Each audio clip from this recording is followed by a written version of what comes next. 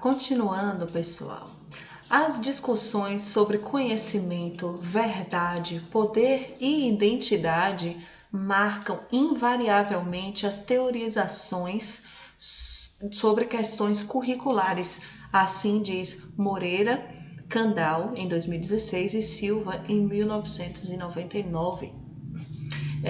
Nós sabemos, então, que sabemos até aqui. Sabemos que o currículo é uma forma de ler e de pensar o mundo e também uma forma de se apropriar do mundo. Esse mundo que é vasto, esse universo que está em expansão. Quero me apropriar dele e quero que os meus alunos também se apropriem, utilizando todas as suas dimensões, a sua dimensão biológica, a sua dimensão psicológica e a sua dimensão social. Então, se eu quero que as discussões sobre o conhecimento, que as discussões sobre o que é verdade e o que não é, se eu quero as discussões sobre o poder e sobre a identidade, né, que está aí, eu gosto de demarcar essa palavra com muita força, porque é a partir dela que tudo se constrói. Se eu preciso que isso tudo esteja dentro da minha escola, traduzida na minha prática, traduzida na forma como eu me transporto, me porto dentro da escola, quais as concepções que irei buscar para dar apoio, para dar suporte a isso que penso sobre currículo. Então, veja, estamos aqui partindo de uma definição de currículo para agora pensar sobre uma demarcação teórica, sobre um suporte, um aporte teórico, uma concepção que sustente essa visão de currículo. E é por isso que nós estamos pensando e acessando tudo o que podemos sobre a educação integral. A educação integral é a concepção que dará sustento à produção dos referenciais curriculares dentro da Bahia, dentro do nosso estado. Isso partindo dos referenciais curriculares da Bahia e partindo do nosso maior referencial, da nossa maior normativa, que é a Base Nacional Comum Curricular. Então, se eu venho trazendo do macro documento, que é lá, nossa Base Nacional Comum Curricular, BNCC, para o médio documento, né? Que é o mediador entre a Base Nacional e os referenciais curriculares municipais, que é o documento referencial curricular da Bahia. Se eu tenho esses dois suportados, né? Então imagine que esses documentos sejam pessoas bem grandes, né? Se elas estão sentadas sobre esse banco da educação integral, é nesse banco que nós vamos nos sentar também. Então, pensando na ideia do banco, é isso que a educação integral é. Ela é o que vai dar o suporte a esse texto, a essa escrita, e é o que também o mapa, é o que vai direcionar o nosso olhar. Se estou sentada num banco mais alto, eu espero que essa analogia sirva, né? Se estou sentada num banco mais alto, eu vejo o mundo de uma forma. Num banco médio, eu vejo o mundo de outra forma. Num banco mais baixo, de outra forma. E eu penso que, ainda usando a analogia do banquinho, se a educação integral ela vem com uma proposta tão completa que ela é um banco ajustável. Então, é uma concepção que vai permitir que nós vejamos o mundo de muitos ângulos. Sabe, banquinho ajustável e giratório? É isso que a educação integral é. Então, a educação integral vem responder perguntas elementares, ela vem mapear, né, vem trazer um mapa que vai direcionar o nosso olhar, ele é uma bússola que vai direcionar o nosso olhar para que nós possamos responder as seguintes perguntas. Qual sujeito pretende se formar? Qual a visão de sociedade que expressa, né, esse referencial curricular? E o que será mobilizado para a formação desse sujeito? Então, falando de crianças, né, porque estamos aqui trabalhando, principalmente com os GEAs da educação infantil e do começo do ensino fundamental, são perguntas extremamente importantes de serem respondidas num referencial. Por quê? Porque criança é a base da sociedade.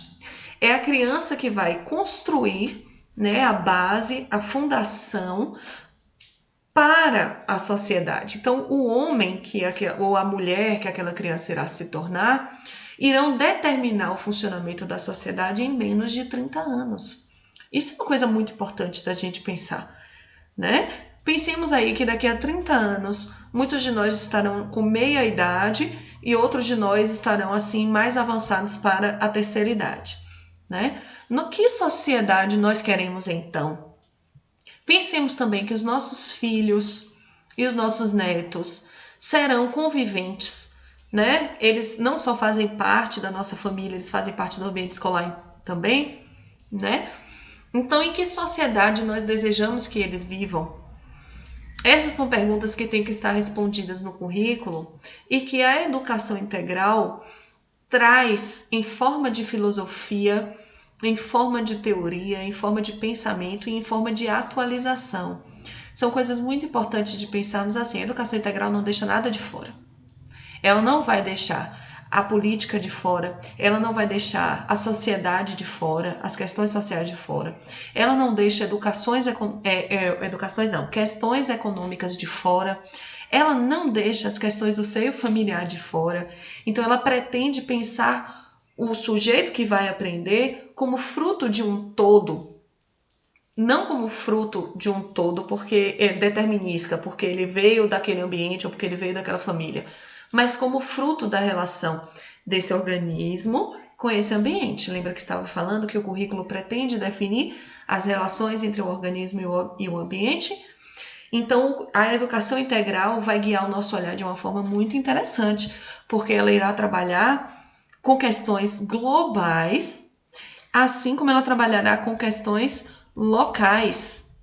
Então, tudo na educação integral está interligado. Nós temos outras concepções que também já estiveram à frente dos módulos educativos, das maneiras de se pensar a educação.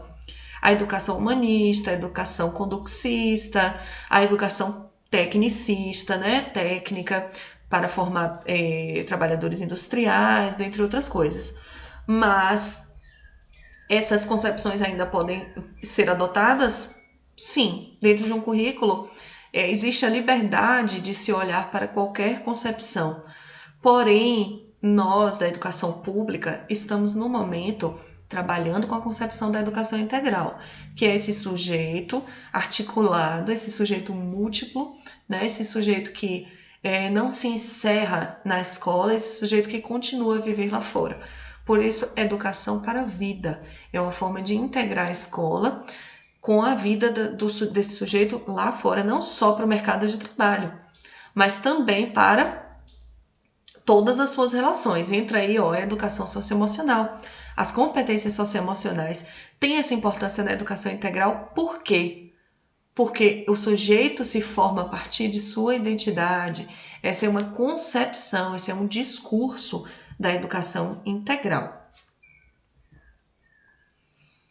Então, desculpe, eu não passei esse slide. Aqui temos a educação técnica, a educação conductista, humanista. São 3 concepções sobre as quais eu estarei enviando textos bem curtinhos para quem tiver interesse em saber mais. E a defesa da educação integral pressupõe garantir o desenvolvimento humano em todas as suas dimensões: intelectual, física, afetiva, social e cultural. Para isso, pressupõe também a existência de um projeto coletivo compartilhado por estudantes, famílias, educadores, gestores e comunidades locais. Nós temos então uma concepção de educação baseada em princípios democráticos, certo? Não como a conductista, por exemplo, que estava baseada na condução do conhecimento ao aluno, né? Então, quando a gente fala daquele método tradicional, não é um método tradicional, é uma concepção tradicional de educação que estava baseada em certos preceitos. Preceitos de que a educação, o conhecimento poderia ser conduzido, então conductista, por quê? O conhecimento poderia ser conduzido para o aluno como se fosse passado por um fio da cabeça do professor para a cabeça do aluno. Essa concepção não ocupa um espaço no século XXI, em virtude dos estudos sociais, dos estudos da psicologia, da biologia, que vem provar o ponto de discussão, de fala, ao lugar de fala da educação integral. Pois o humano se desenvolve nessas dimensões, nessas 5 dimensões citadas aí nesse slide, e o olhar para a democracia nada mais é do que um ajuste ao tipo de educação que a educação integral propõe dar suporte. Então, é uma visão política, é um posicionamento político de que a educação precisa ser gratuita, de fácil acesso, inclusiva. Então, esse é um posicionamento, é uma forma de eu me posicionar politicamente, tudo em mim deve mudar uma vez que eu entro em contato com a educação integral e com o que ela representa. Opa! Assim, o discurso da educação integral é responsável por salientar. Então vamos lá, com aquilo que eu falei, lembra? É uma alteração no seu corpo político. Quem é você? Né? Se você é um defensor da educação integral, eis aqui o que está sendo defendido por você.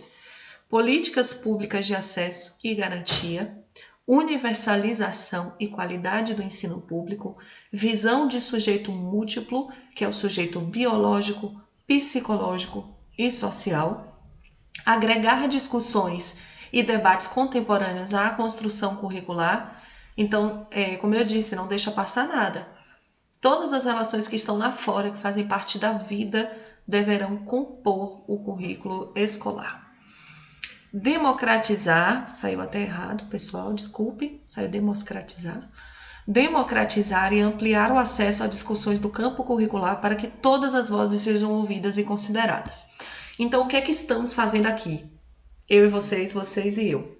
O que é que aconteceu quando a gente, quando em primeiro lugar a Undime, em segundo lugar o município de Piatã, através da Secretaria de Educação, trouxe esse espaço de debate para que todos falem, pensem e dialoguem sobre a educação. Por que isso aconteceu? Porque na visão da educação integral, não sou eu, a especialista que está lá, né, dentro do meu gabinete, quem vai construir esse referencial curricular para passar aos professores e dizer, olha, toma aqui esse referencial, eu quero que você faça dessa forma agora. Não são os acadêmicos que estão lá alisando os bancos da ciência, né? Não são também somente os professores, sem ouvir os bancos da ciência e sem dar atenção ao especialista do gabinete. É todo mundo. Então, a concepção de educação integral já começa bem daí, porque um referencial curricular não vai ser construído de uma mente para baixo ou de algumas poucas mentes para que todos se adequem, todos e procurando encaixar todos dentro daquele perfil. A educação integral propõe o debate, o que é uma coisa difícil, né? O que é uma coisa complexa para qualquer ser humano. E por isso, mais uma vez, voltamos às competências socioemocionais. Competência socioemocional não é só um tema de trabalho com os alunos, não é um conteúdo escolar, está aqui presente nesse momento, na forma como eu pretendo me relacionar com vocês, na forma como vocês pretendem se relacionar comigo, na forma como nós tentaremos dialogar, ainda que estejamos seguindo padrões, regras que estão sendo colocados para nós por lei, né? Que a BNCC é uma lei, o referencial curricular da Bahia é uma lei, mas dentro desses aportes legais, nós estabeleceremos diálogo e nós estaremos fazendo uso das competências socioemocionais o tempo inteiro. Por isso precisamos estar preparados para o debate, para a discussão, deveremos estar conectados, empáticos uns com os outros. Para vocês verem como o currículo é uma coisa realmente completa e que pode realmente mudar o futuro da sociedade, a forma como nós enxergamos currículo.